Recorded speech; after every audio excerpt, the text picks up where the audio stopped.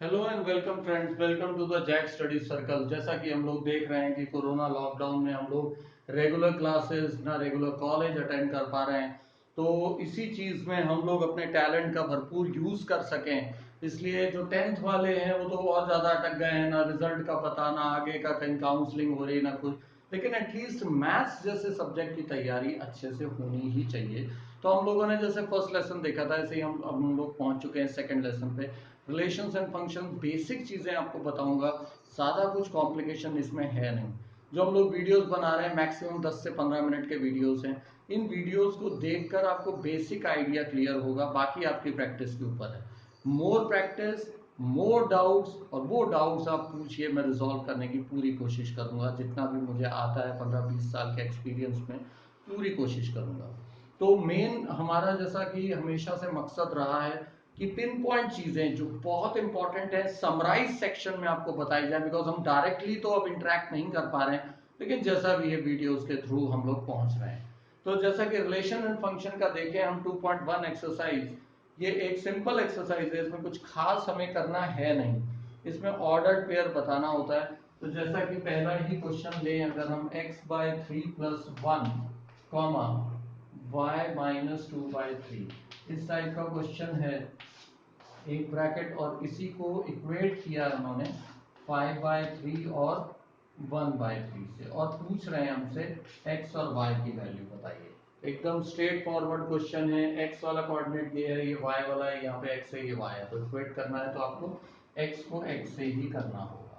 तो ये डायरेक्टली आपके पास आंसर आ जाएगा।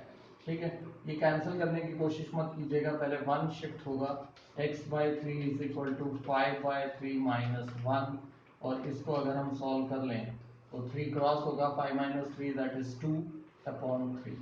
अब ये 3 से 3 कैंसिल और x is equal to 2। Similarly आप y-2/3 इज इक्वल टू 1/3 को भी सॉल्व कर सकते हैं।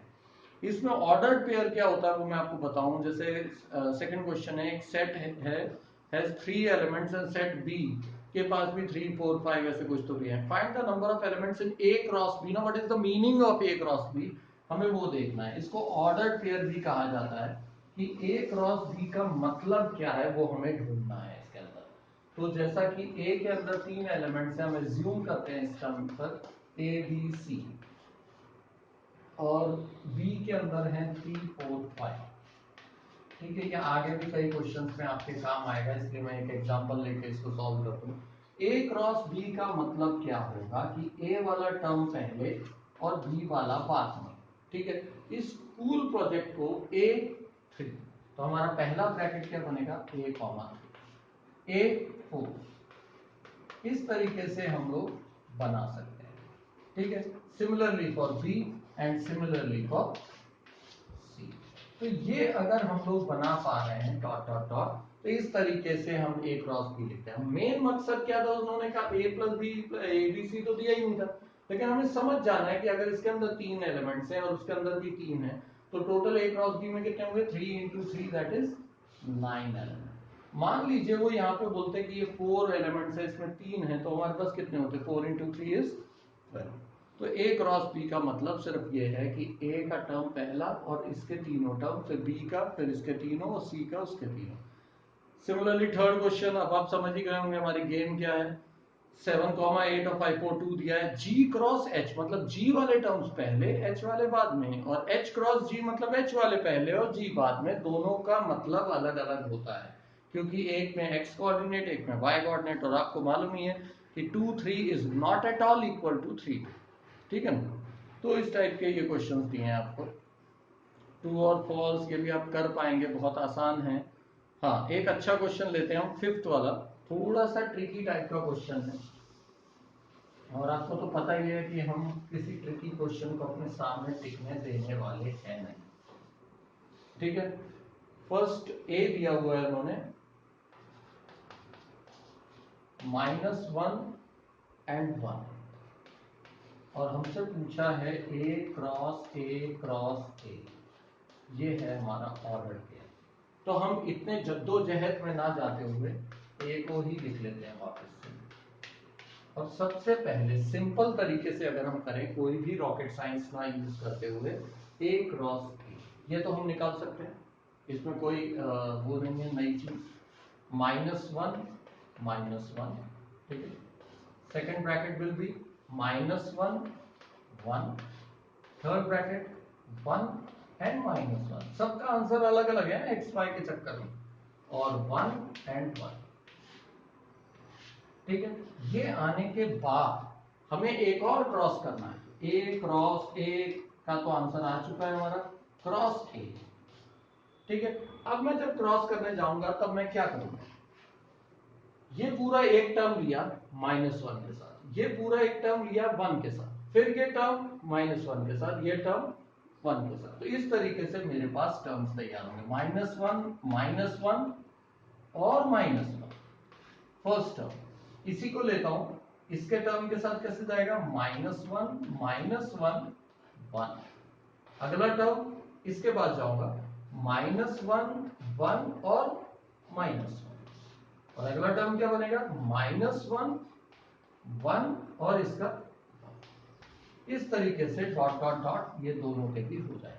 एक बार वापस समझ लीजिए, ये जो टर्म था ये मैंने यहां लिखा, ठीक है, और यही टर्म मैंने यहां पर लिखा।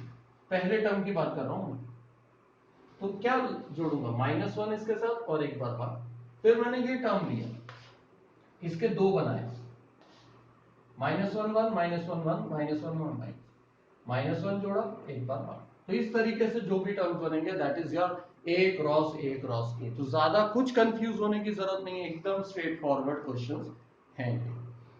7th find A and B, हाँ ये थोड़ा सा ट्रिकी टाइप का क्वेश्चन है। क्वेश्चन नंबर 6 भी देख लीजिए। हालांकि आपको बहुत ही हैरानी हो रही होगी कि मैं ज्यादा क्वेश्चंस क्यों सॉल्व कर रहा हूँ, ये कहीं स्पून फीडिंग का फैक्टर तो नहीं, लेकिन ऐसा नहीं है क्योंकि अभी आपकी शुरुआत हुई 11th में, इसलिए थोड़े से एक्स्ट्रा क्वेश्चंस लेने के लिए मैं आतुर हूँ। ए क्रॉस बी अगर आपको दिया है और उसके फैक्टर्स दिए हुए हैं, ए एक्स ए वाई, ठीक है, then B X B Y,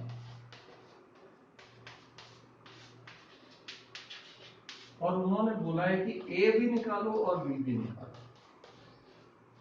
अब जो पहले पहले है वो मेरा ए होगा, पहले पहले क्या है, ए मतलब एक ही बात होगा, बी बी मतलब ये आंसर, और बी में क्या होगा, एक बार एक्स और एक बार वाई, ये मेरा आंसर। क्योंकि इसको जब मैं सॉल्व करने जाऊंगा तो यही टर्म बनेगा, देखो A cross X, A comma X A comma Y, फिर B comma X B comma Y, इस तरीके से ये आंसर। मैंने इसको एक तरीके से आंसर को क्वेश्चन बनाया और क्वेश्चन किया, ठीक है। 6th क्वेश्चन में ये इंटरसेक्शन का मतलब क्या है कि हमें कॉमन लेना है, बस बाकी कुछ नहीं है। 8th वाले में हमें ए बी दिया है, ए क्रॉस बी बोला है। सबसेट्स आपको मालूम है, सबसेट मतलब जो छोटा सेट होता है बड़े सेट से, जैसे कि Nashik is a subset of Maharashtra and Maharashtra is a subset of India, also Nashik is a subset of India, ऐसे। 9th क्वेश्चन में हमें एन ए दिया हुआ है, एन बी दिया हुआ है, ए क्रॉस बी हमें दिया हुआ है, A B X Y Z are distinct elements. अच्छा दो, हाँ ये एक अच्छा क्वेश्चन हो सकता है। क्वेश्चन नंबर 9 भी देख लो, हालांकि कोई खास नहीं है, फिर भी उन्होंने दिया x1 y2 एंड z1, और हमें पूछा है a और b निकालना है। देखो देखते ही ये तो सेम ही क्वेश्चन है, पहले वाले जो हैं वो मेरा a हो गया और दूसरे वाला मेरा क्या हो गया, b, ठीक है। तो डायरेक्ट क्वेश्चंस हैं, इन क्वेश्चंस को सॉल्व कर लीजिए एक बार, और जो भी डाउट आए वो मेरे को बताइए, ठीक है। इसके बाद हम लोग रिलेशंस वाले सेक्टर पे जाएंगे, जिसमें कुछ टर्म्स, इसकी थ्योरी जब आप पढ़ोगे काफी कंफ्यूजिंग लगेगी आपको थ्योरी, तो मैं एक बेसिक बता दूं, उसके बाद आप ये एक्सरसाइज ट्राई कीजिए। सबसे पहले शॉर्ट एग्जांपल्स करके ट्राई करके देखिए। ये एक्सरसाइज थोड़ी सी कंफ्यूजिंग जरूर लगेगी, लेकिन एक बार अगर आप टर्म समझ लेंगे तो इजी होता जाता है। ऐसे दो ब्लॉक्स बनाते हैं हम लोग, ठीक है। इसमें जो भी रहता है, मतलब x की वैल्यू समझ लीजिए इसमें होती है और इसमें y की वैल्यू होती है। मतलब x के टर्म्स दिए रहेंगे आपको, जिसकी इक्वेशन में वैल्यू पुट करूंगा मुझे आंसर मिलता है।